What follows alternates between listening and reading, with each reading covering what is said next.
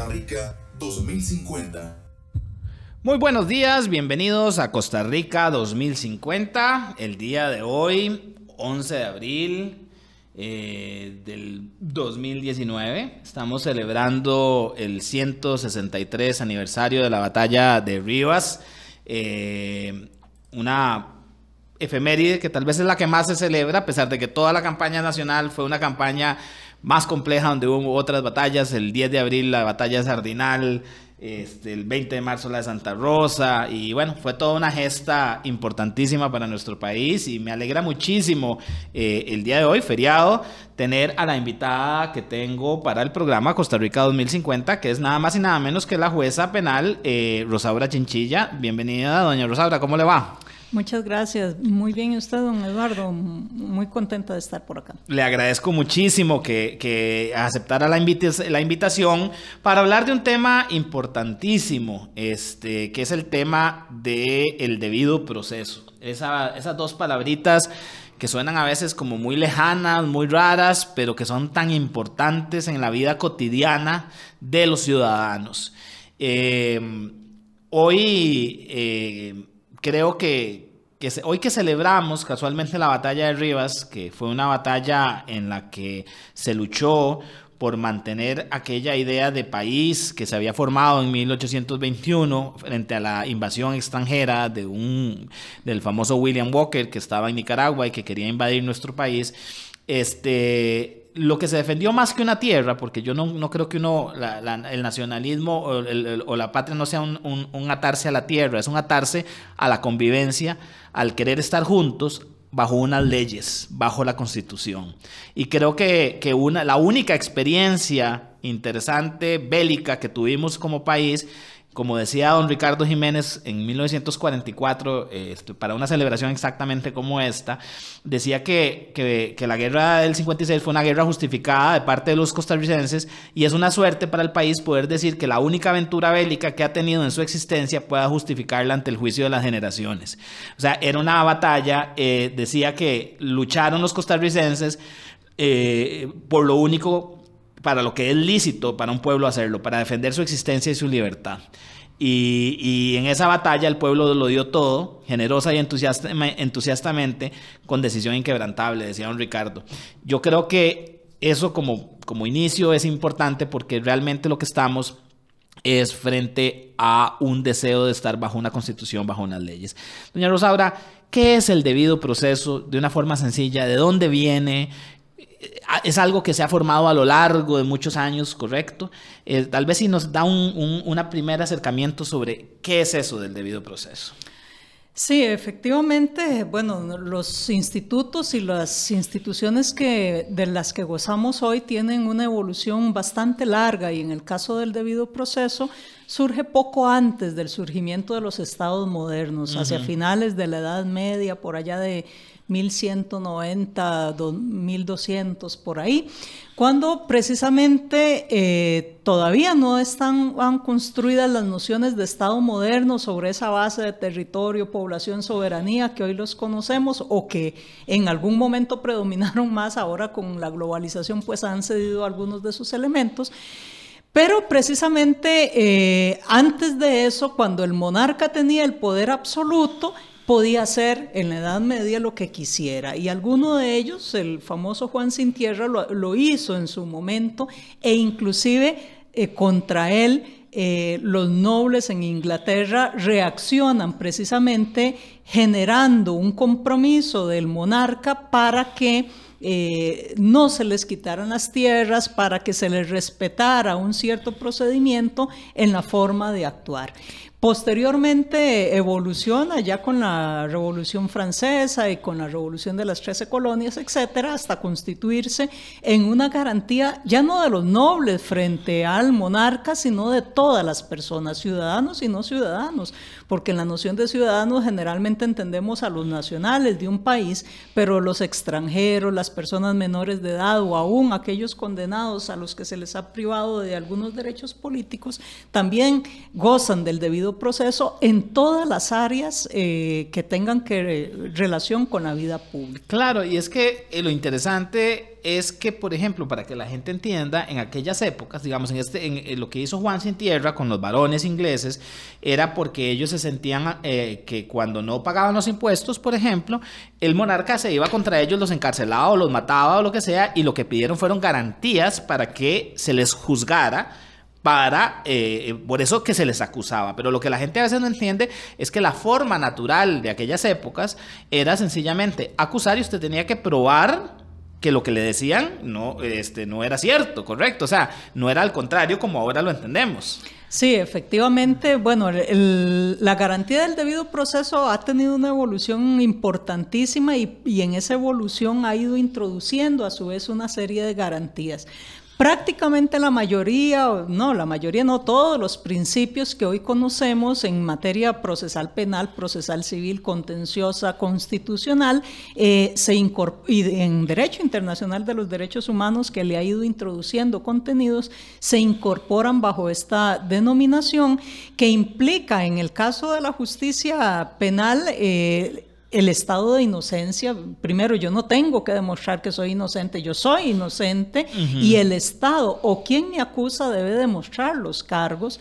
Cómo se valora esa prueba, quién la tiene que aportar, y una serie de garantías que tienen que ver con todos los ámbitos de la vida, la privacidad en las comunicaciones, la privacidad en la vivienda, en fin, vamos a ir desglosándola, supongo. Sí, eso era lo que quería que ahorita más adelante siguiéramos.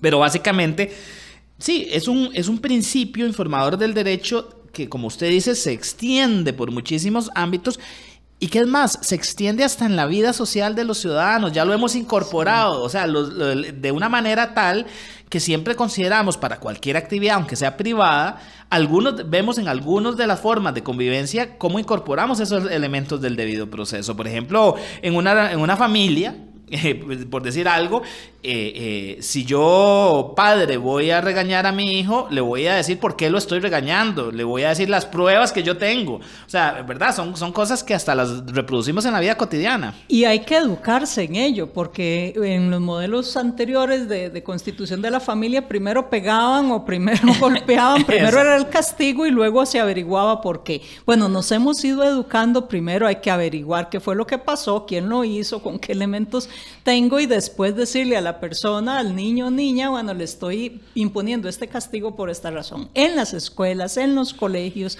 en los lugares de trabajo, sean públicos o privados, a nivel privado con menos intensidad tal vez, pero igual se exige un cumplimiento de una serie de principios antes de imponer una consecuencia. De imponer una consecuencia, sí. Y bueno, es interesante, leí el otro día, casualmente, que se antepone al debido proceso, al proceso acusatorio, ¿verdad? Como se entiende actualmente, se anteponía el proceso inquisitivo, ¿verdad? Que tenía alguna relación con la Inquisición, por ejemplo, en la época del siglo, sobre todo 17, 16, por ahí. Pero leía un artículo que casualmente decía que la misma Inquisición introdujo procedimientos, o sea, aunque fueran para torturar o aunque fueran para esto o lo otro, también introdujo de alguna manera una cierta estructura o lógica para llevar los procesos, porque antes era a la libre, sencillamente, ¿verdad? Sí, originalmente se trataba del ojo por ojo y el diente por diente, simple y sencillamente la justicia por propia mano y sin ninguna regulación.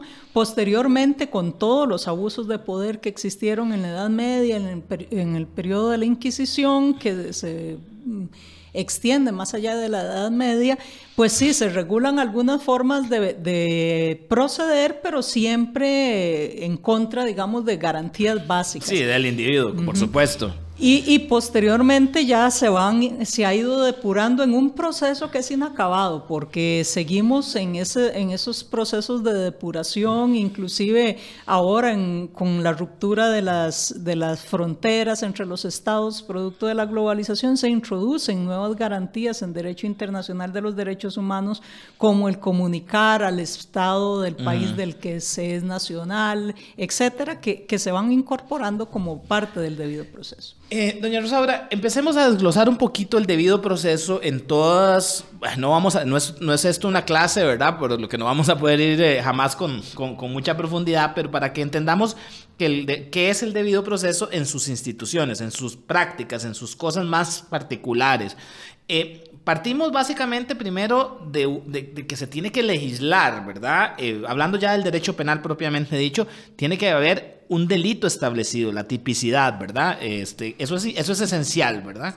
En un Estado de Derecho, el principio de legalidad, que es uno de los pilares del debido proceso, es básico. Y a veces las personas consideran que es un obstáculo para fines más nobles y demás, pero es también un valladar, un límite a la arbitrariedad. ¿Por qué?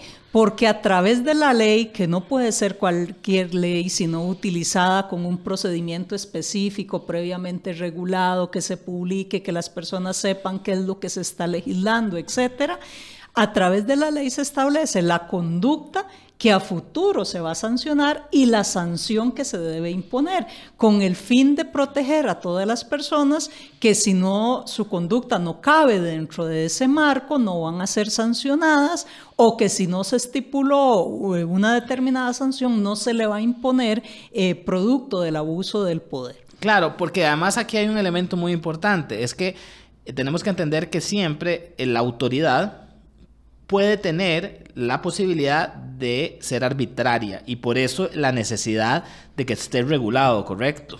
Sí, hasta en una democracia. O sea, el poder siempre tiende a ser expansivo y desde Foucault y demás hay diferentes concepciones sobre eso, pero se sabe que el poder tiende a ser expansivo y quien tiene poder tiende a abusar de él. Es casi parte consustancial Exacto. a la naturaleza humana. Entonces, justamente las garantías del debido proceso y en el derecho penal buscan precisamente cercar esa posibilidad de expansión del derecho penal, sin regular la convivencia humana, sin regular las actividades cotidianas para que no violen los derechos de las otras personas, pero dentro de un marco en que todos sepan qué es lo que se espera de ellos, cómo se va a reaccionar si no, y ponerle límites también a quienes ejerzan en determinado momento el poder, precisamente para que no abusen de él. Claro, y por eso también el proceso separa a quien hace la investigación criminal de quien le toca juzgar, correcto, para que no se confluyan en la misma persona o en el mismo poder también, ¿verdad? Sí, por lo menos esa es la tendencia a nivel general en el mundo hoy, aun cuando en Costa Rica eso tiene muy pocos años en realidad sí. de evolución. Hasta hace 1998 teníamos un juez de instrucción que era el que investigaba y el que juzgaba y el que se ponía límites, etcétera. Después del 98 para acá intenta diseñarse un sistema más acusatorio en donde efectivamente haya quien investigue, quien acuse y quien vigile esa actividad, que sea el juez. Claro, porque para eso aparece la Fiscalía como el ente que va a hacer la acusación y que tiene sus límites y que el juez le va a estar casualmente revisando que las garantías se estén cumpliendo, ¿correcto? En esa etapa preliminar en la que él investiga. Sí, así es. En el caso costarricense es a cargo del Ministerio Público, aunque también lo pueden ejercer otras personas, pero el juez va a estar regulando que no se vulneren, o que si hay que vulnerarlo, sea dentro de los márgenes de la ley, derechos fundamentales, como cuáles, como la libertad antes de ser sentenciado, como la privacidad de las comunicaciones, como la privacidad del domicilio, etc. Decíamos, doña Rosaura, que el debido proceso tiene una serie de garantías y a veces, y quiero que lo veamos un poco a la luz de lo que en el debate público a veces estamos acostumbrados a la gente a quejarse del sistema de justicia y entonces dicen, es que lo agarraron y ya lo soltaron, es que cómo duran los procesos, es que cómo no, si ya se sabe que cometió tal delito, ¿por qué el juicio viene 2 años después? A ver, ahora más adelante podemos hablar de los problemas de la administración de justicia que los tienen, que existen y de cuáles son los retos. Pero básicamente a veces la gente no entiende y le voy a poner un ejemplo, la prisión preventiva. todo el mundo quisiera que todos estén metidos en la cárcel. ¿Cuál es la finalidad y por qué existe la prisión preventiva, por ejemplo? Sí, en realidad este tema que se conoce como la puerta giratoria, que las personas normalmente dicen, pero mire, ya lo detuvieron y ¿por qué lo dejan en libertad? Bueno, hay una garantía fundamental y es que las personas disfruten de la libertad hasta que haya una sentencia firme que establezca que cometieron un delito, salvo que haya peligro de que esas personas huyan del proceso y no lo enfrenten, o que haya peligro de que obstaculicen la prueba, etcétera, que amenacen testigos, que desaparezcan pruebas. Si se dan algunas de estas circunstancias, ahí sí se justifica que la persona esté detenida mientras se espera el proceso. Pero de lo contrario sería anticiparle una sanción y puede ser que la persona resulte inocente. O sea, es una medida excepcional. Y eso, Exacto. ¿verdad? Que eso a veces la gente no lo comprende y todo el mundo cree que ya tiene que estar metido en la cárcel. Pero es que además... A ver, hablemos del proceso, del juicio en sí. O sea, el proceso no empieza con un juicio, empezando por ahí. Empieza con una investigación, ¿correcto? En donde se tratan de ver los hechos que cometió la persona y ver si califican como un delito. Y hay que tener muchísimo cuidado porque la gente normalmente se desespera y porque alguna persona hace algún señalamiento, se asume que ese señalamiento es cierto. Y precisamente pueden haber señalamientos falsos y por eso hay delitos de falso testimonio, denuncia calumniosa, etcétera. O bien que hayan errores o parecidos en la identificación que generen falsos señalamientos, que ha ocurrido recientemente, inclusive en Argentina, me parece, acaban de linchar a una persona que ¿sí? Consideraban que había cometido un hecho y se demostró que no, porque había algún cierto parecido. Y nosotros lo hemos tenido en la sociedad costarricense, no quiero entrar en casos concretos porque por mi trabajo no puedo, pero se hacen juicios en redes sociales donde terminan prácticamente linchando a la persona y después se demuestra que no era ella o que no tenía ninguna intervención. Claro, o sea, y ese es un tema muy importante, el tema del juicio de las redes sociales. Del que casualmente ahora hablábamos un poquito extra micrófonos, sobre el tema, por ejemplo, de este movimiento Me Too, que es muy válido desde alguna perspectiva, para que busca empoderar a las mujeres que son víctimas de acoso y de abuso y de hasta violaciones, para que denuncien cuando hayan tenido esos asuntos, pero que tiene a su vez también una parte que lo mencionábamos creo que los dos, que a veces se tira hacia un lado y se convierte en un juicio mediático fuera de lo judicial, ¿verdad? Sí, hay que entender que el sistema de justicia, como todo sistema cultural que es, ha respondido a una serie de patrones que hay que ir cambiando. Claro. En algún momento fue clasista, solo los nobles podían tener acceso a él, en otro ha sido adultocéntrico, solo quienes tuvieran mayores de 18 años podían, y también ha sido patriarcal. Es decir, en algún momento nuestros códigos decían, para creerle a una mujer se necesita 5 testigos frente a un hombre, por ejemplo, sí, cosas de esta naturaleza. Uh-huh. Y estaban estructuradas en la ley. Entonces hay una serie de obstáculos que hay que ir removiendo de los sistemas judiciales, que se han ido removiendo paulatinamente, pero aún quedan otros, para dar una justicia efectivamente horizontal y democrática a todas las personas, las comunidades indígenas, etcétera. Sin embargo, esa justicia tiene que basarse en una serie de garantías para evitar esto, ¿verdad? Evitar los linchamientos que pueden ser falsas acusaciones y que tiene que haber un tercero que dirima el conflicto. Estamos partiendo de la existencia de un Estado donde hemos dejado atrás, después de varios siglos, la justicia por mano propia, y nuevamente podemos estar cayendo en estas circunstancias de primero lincho y después averiguo. Claro, pasó ahora, por ejemplo, con el Me Too mexicano. No sé si usted vio ese caso de un cantante al que, empezando porque fue un anónimo, o sea, la persona no se identificó en esta cuenta de Twitter que hicieron del Me Too, cantantes, Me Too, escritores y una serie de cosas en México. Se presenta una persona que no dice quién es y dice que este cantante X, ahorita no me recuerdo cuál era el nombre de él, había abusado de ella cuando tenía 13 años. y el cantante a los 3 días se suicida. Porque decía que ya toda o sea, es más, sale defendiendo de que no importa que acusen, que él se declara inocente, pero que él ya sabe que su carrera está acabada con solo la acusación.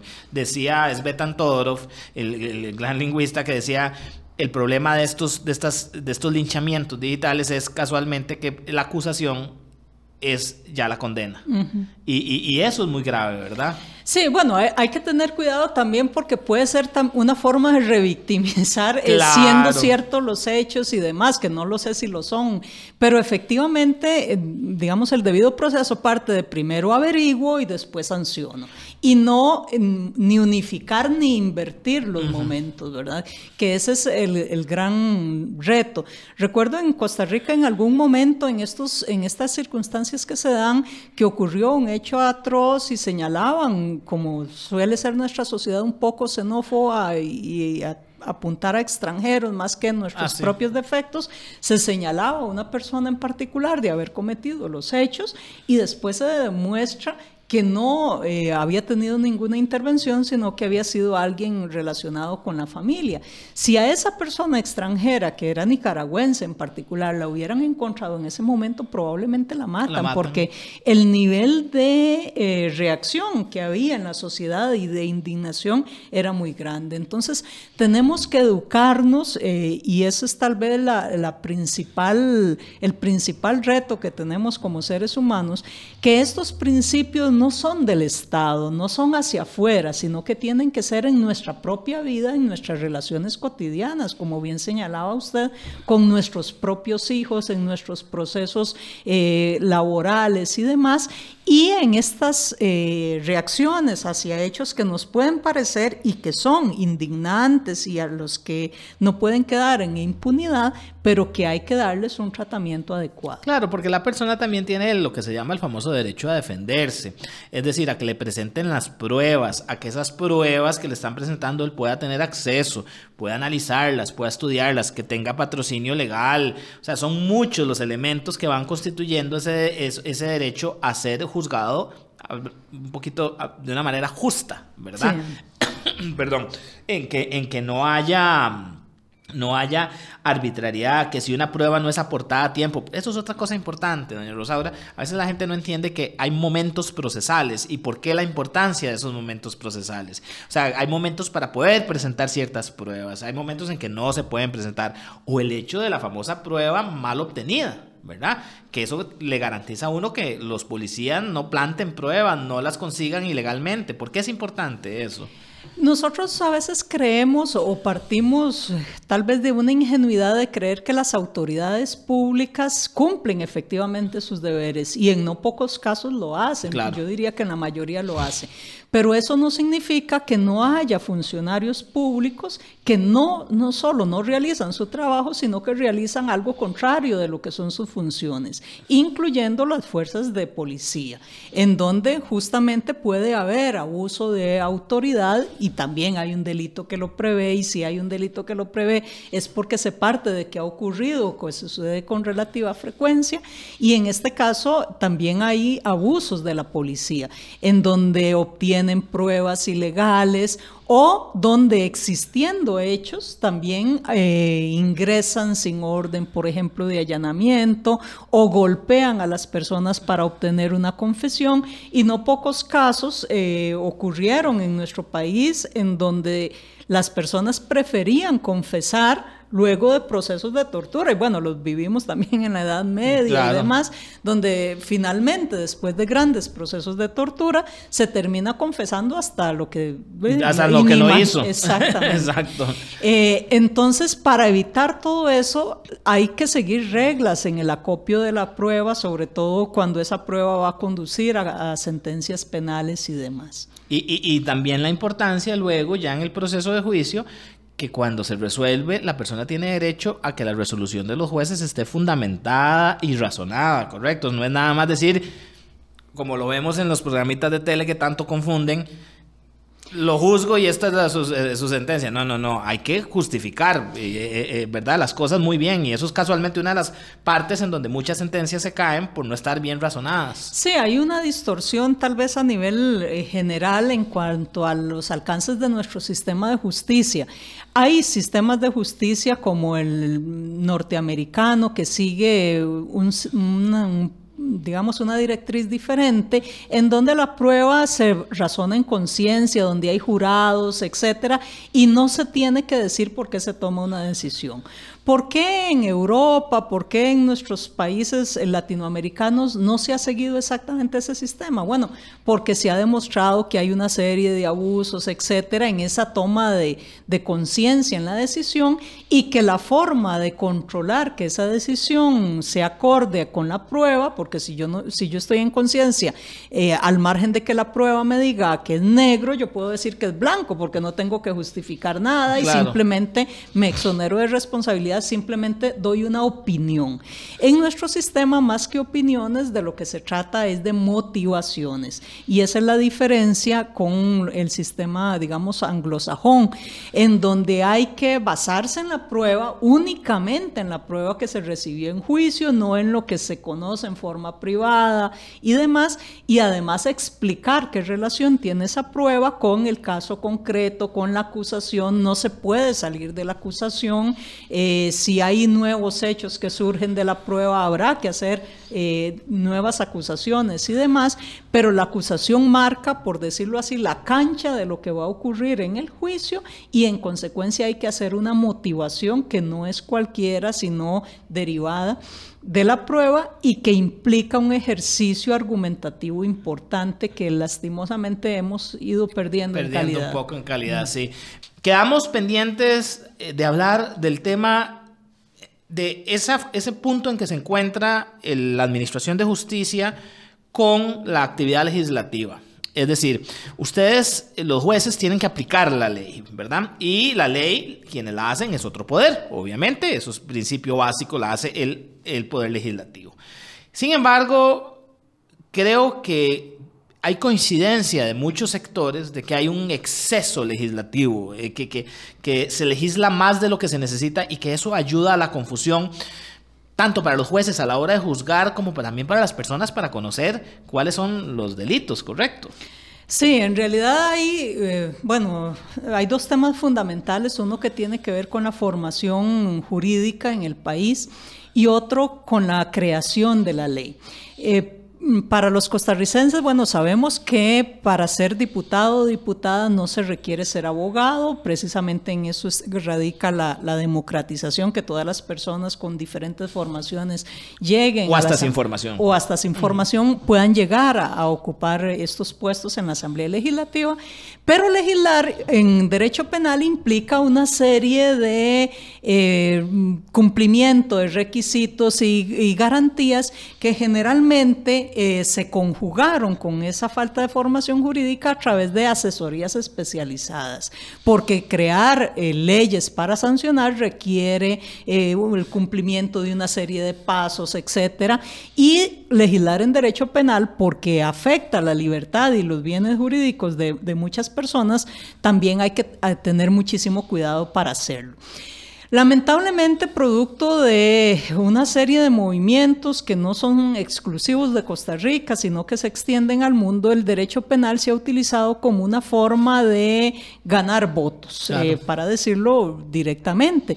Y entonces, más que invertir o crear políticas públicas que me pueden generar cargas económicas y que me pueden generar la necesidad de hacer planteamientos a mediano y largo plazo, pues yo intento atacar problemas con leyes, lo cual es una falacia.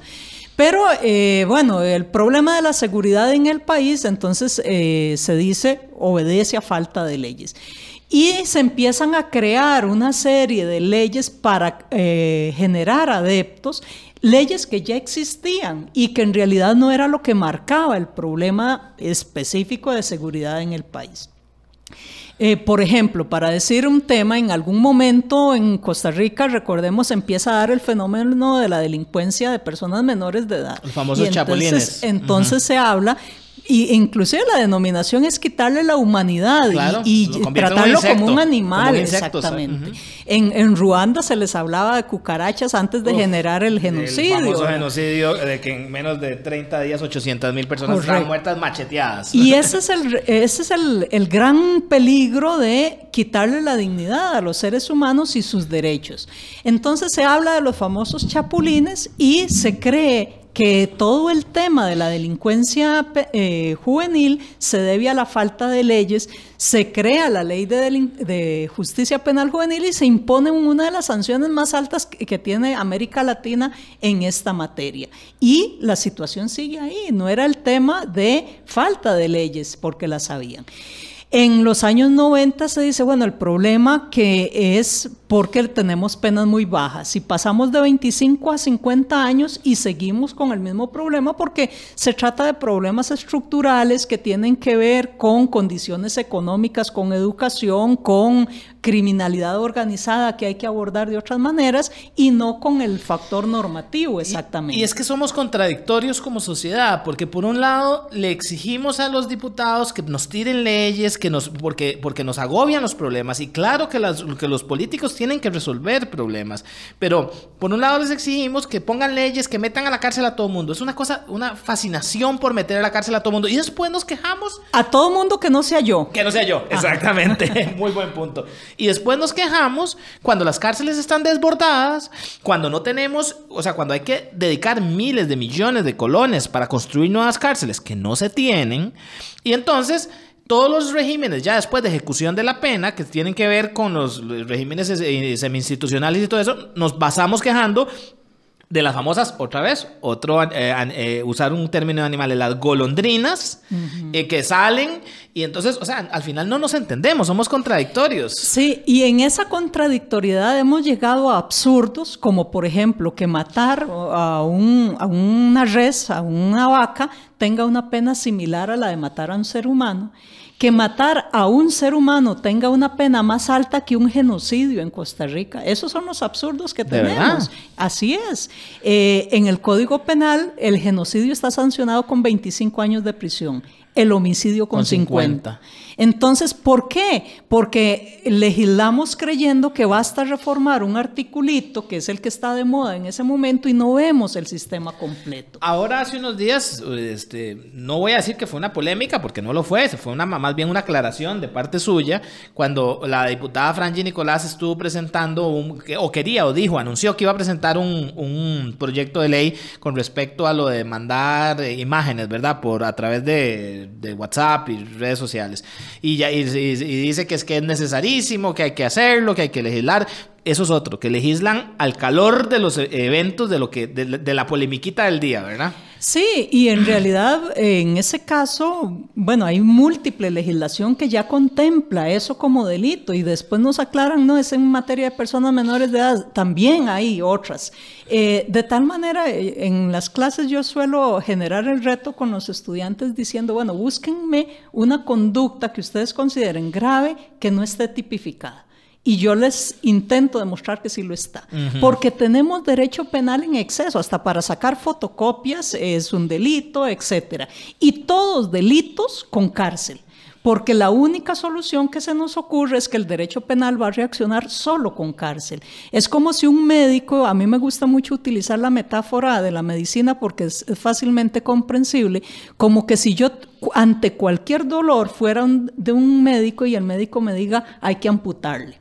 Es decir, es la última solución, la quirúrgica, la intervención médica más radical que ante el mínimo dolor de uña me van a recetar. Así somos los costarricenses en materia penal. Cualquier delito lo tratamos solo con cárcel, al margen de que provenga de temas de drogas en que yo debería tratar el tema de la adicción, al margen de que provenga de temas de criminalidad organizada, que el abordaje sea otro. No importa la causa, la consecuencia siempre es la misma. Y eso que usted mencionaba, que siempre somos durísimos con el otro, pero cuando sean nosotros a quienes nos juzgan, queremos que sean lo más blandos posibles, ¿verdad? Es que hay un tema básico, y es que siempre pensamos que si nos vamos a relacionar con el sistema penal, que no nos vamos a relacionar, pero que si nos vamos a relacionar es como víctimas, nunca como imputados. Y en este en esta cantidad de leyes que tenemos, cualquiera de nosotros, y aunque fueran pocas también por el tema del poder, cualquiera de nosotros puede ser imputado, acusado o inclusive condenado, porque eso también tiene que ver con la formación jurídica, penalmente. Y yo recuerdo en algún momento, y hay que decirlo también así, algún expresidente de la República que pedía mano dura contra los criminales, etcétera, porque era este tema de que entraban a prisión y salían inmediatamente sin comprender los alcances de la prisión preventiva, y cuando finalmente le toca a él en carne propia, pues ya comprende cuál era la importancia de las garantías y que esto no tenía que ser así. Doña Rosaura, la figura de la contravención frente al delito. La contravención es un tratamiento más laxo de una actividad, ¿verdad? Del ser humano, que la consideramos no buena y que por algo la tipificamos, pero que no va a tener una pena tan fuerte como la del delito. Yo a veces me he preguntado si será que muchas veces en materia contravencional, por los excesos de trabajo que tienen los juzgados, o sea, si a veces, muchas veces lo que va haciendo que la gente se exaspere con el sistema penal es que las pequeñas cosas no se resuelven, sino que solo se resuelve lo grande. Yo creo que ahí, bueno, en teoría lo que usted dice es cierto. Hay dos sistemas, que eran los delitos, que eran las acciones más graves, y las contravenciones, que eran lo que es dañino socialmente, pero menos grave y que debía ser atacado de otra manera. En algún momento se pierde en nuestro país esa división. Ahora las contravenciones, por dos razones. Primero, porque las contravenciones que quedaron ahí son del siglo XIX, que no tienen mayor incidencia en la vida social actual. O sea, no se renovaron las... Exactamente. Ajá. Mirar indiscreto por las rendijas, eso brujería, esas cosas, ¿verdad? Y por otro lado, porque también en ese exceso legislativo hasta las contravenciones terminaron siendo delitos. Entonces antes, por ejemplo, dependiendo de la cuantía de la apropiación, que no llevara violencia, que no llevara fuerza sobre las cosas, si yo hurtaba unas naranjas sin violencia y sin fuerza, la reacción iba a ser menos dura que si el valor de eso que hurtaba era más importante. Pero finalmente, confundiendo a la población, se dijo que si a mí me robaban cosas con violencia de poco monto, eso no era delito, cuando el robo, es decir, con violencia o fuerza, siempre fue delito. Entonces se confundió, se eliminaron esas contravenciones y prácticamente se desarticuló todo el sistema de reacción a nivel contravencional, que generaba todo un tema de paz social importante. Es que era lo que le decía, porque eso genera o sea, a veces lo que más nos molesta son las cosas incómodas que nos pasan día a día. A ver, yo lo veo mucho con los famosos ladroncillos de pueblo. O sea, esos que se meten y roban unas naranjas y que vienen esto y que el otro. La gente se exaspera porque eso lo tienen que enfrentar todos los días. Y sienten que la justicia no les cumple porque lo coge la fuerza pública, nunca le dan una acusación. Entonces la gente cree que ya el sistema penal entró a funcionar cuando no. Es sencillamente poderes policiales que lo agarran, se lo llevan ahí lo tienen en una celda 1 hora y después lo vuelven a soltar. Y ahí no ha entrado todavía el sistema penal a funcionar porque nadie lo acusó de nada, ¿correcto? Sí, porque si es una contravención implica que el vecino tenga que generar la contravención, es decir, vaya a acusar directamente al juzgado contravencional. Como los juzgados contravencionales ya prácticamente no conocen contravenciones, se les dieron otras materias, pensiones alimentarias, etcétera, que son muy importantes también y que absorben buena parte de su volumen. Y es que nos falta resolver problemas para tener esa paz social que a veces que siento que hace que se recargue demasiado el sistema penal, porque todo lo queremos tirar como si fuera un problema penal. Y bueno, en este último segmento, que es el más corto, doña Rosaura, me gustaría que habláramos un poco de los retos que tiene el Poder Judicial. Digamos, temas, yo sé que usted puede entrarle hasta cierto punto, pero creo que si usted es y yo en eso la admiro muchísimo, es una de las pocas jueces que siempre ha tenido la valentía de salir públicamente a decir lo que piensa, siempre muy bien argumentado, y yo creo sinceramente que estamos pasando por un periodo difícil, no solo en el Poder Judicial, yo creo que es a nivel total, estamos en una época de crisis estructural del Estado en general. Pero digamos, hay temitas que han salido. La escogencia de los magistrados es un tema que se ha tocado y que usted lo ha abordado directamente. Creo que la saturación judicial también es un tema importante, pero me gustaría que fuera usted la que me dijera sobre esos dos temas, o si hay algo más que usted cree que es un reto importante para el Poder Judicial y para la administración penal, digamos. Sí, en realidad hay un tema importantísimo que es la formación y la selección de los jueces en general, y cuando digo jueces, juezas, hasta magistrados y demás. Sí. Que es esencial en la construcción de una democracia y en mantener un sistema democrático. El tema de la independencia y la imparcialidad, ciertamente, pero también la formación que se le dé para la solución del conflicto, porque la Constitución nos manda que debemos hacer justicia cumplida, es decir, motivada, derivada de derecho, no de ocurrencias, no de creencias morales ni religiosas, pero también que esta justicia cumplida debe ser pronta, y eso es importantísimo precisamente. Pronta pero no atropellada.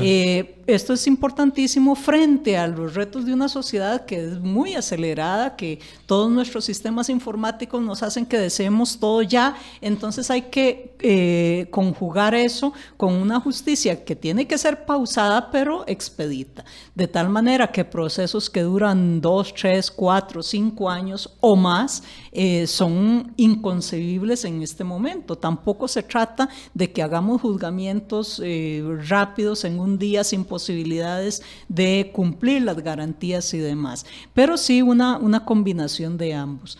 Y en el tema de la selección de los jueces y juezas, incluyendo la magistratura, hay un reto tanto del Poder Judicial como de la Asamblea Legislativa. Claro.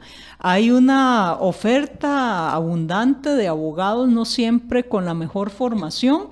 Una formación que además tiene que ser política en el buen sentido de la palabra, es decir, una formación democrática, porque ese es nuestro sistema. Si queremos cambiarlo, pues habrá que tomar las medidas correspondientes dentro de los márgenes que nos da el ordenamiento jurídico, pero de momento debemos aplicar las leyes y los reglamentos y los tratados que tenemos y que el país ha suscrito.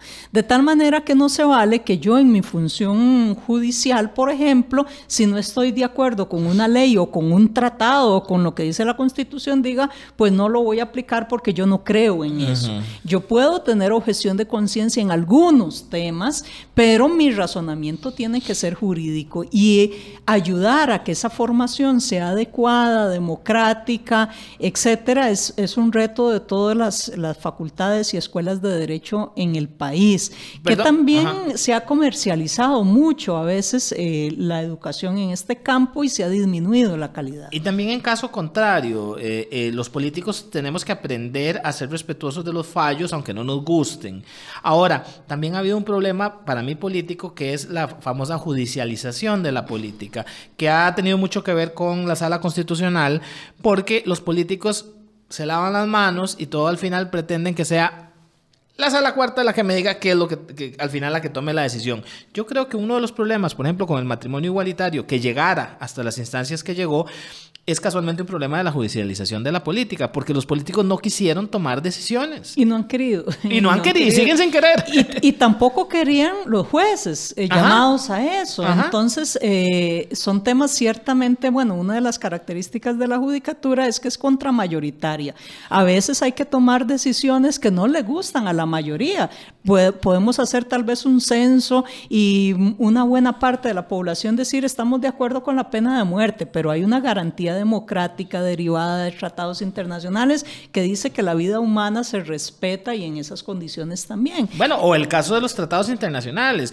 Yo vi, por ejemplo, en esta campaña pasada cómo habían algunos que estaban ya diciendo que saliéramos del sistema interamericano de derechos humanos solo porque no me gustaba cómo habían resuelto en un asunto, cuando ahora están tratando de pasar una ley de libertad religiosa que están parados ya por la Corte, por el Tratado de San José, el Pacto de San José, que yo en realidad no entiendo qué es la persecución religiosa que hay. Y efectivamente, digamos, no solo ocurre en derecho penal, que ya casi todo está legislado y que no hay ninguna ocurrencia que hacer, sino en estos temas. Si uno va a la cantidad de tratados que tiene el país, prácticamente todos los temas están cubierto. cubiertos, y están cubiertos para también quienes critican algunos pronunciamientos, pero no ven que esos mismos tratados cubren otras de las garantías, libertad religiosa, de expresión, etcétera, y que le utilizan también en temas bastante populistas. Pero ciertamente hay un reto en los criterios de selección que tienen a lo interno del Poder Judicial, precisamente por esa sobreoferta y disminución de la calidad, y que también toca a la Asamblea Legislativa en cuanto a la elección de la magistratura. Una pregunta rápida porque ya casi se nos acaba el tiempo. A mí me ha preocupado mucho una propuesta, creo que eso es de una asociación, no sé si es de jueces o de algo del interno, que consideran que los magistrados deberían ser electos solo por el Poder Judicial. Yo no creo tampoco, o sea, creo en sistemas más mixtos en donde se pueda, porque tampoco creo en la endogamia. Muchas veces es importante que un magistrado venga del sector privado también, porque trae otro aire, digamos. ¿Qué opinión le merece a usted este punto en específico? Yo creo que hay que hacer modificaciones importantes al nombramiento de la magistratura. No creo tampoco que sea conveniente ligarlo solo a la judicatura, es decir, que quienes sean jueces accedan a la magistratura, porque hemos tenido grandes profesores y grandes juristas que llegaron desde fuera. Don Bernardo Van der Lat siempre se dedicó a la academia, don Rodolfo Pisa Escalante, que venía de la Corte Interamericana, que venía del derecho internacional, por decir solo dos casos, uno en laboral y otro en constitucional. Y esto efectivamente aporta. Lo que hay que poner es coto a temas de conflictos de intereses o a utilizar la función judicial para temas privados y demás. Bueno, nos quedamos cortos porque, como siempre, nos falta tiempo, y sobre todo con una persona como usted que nos aporta tanto. Muchísimas gracias, doña Rosaura, por acompañarnos. Tiene las puertas abiertas y los esperamos mañana en Costa Rica 2050 a la misma hora. Muchas gracias.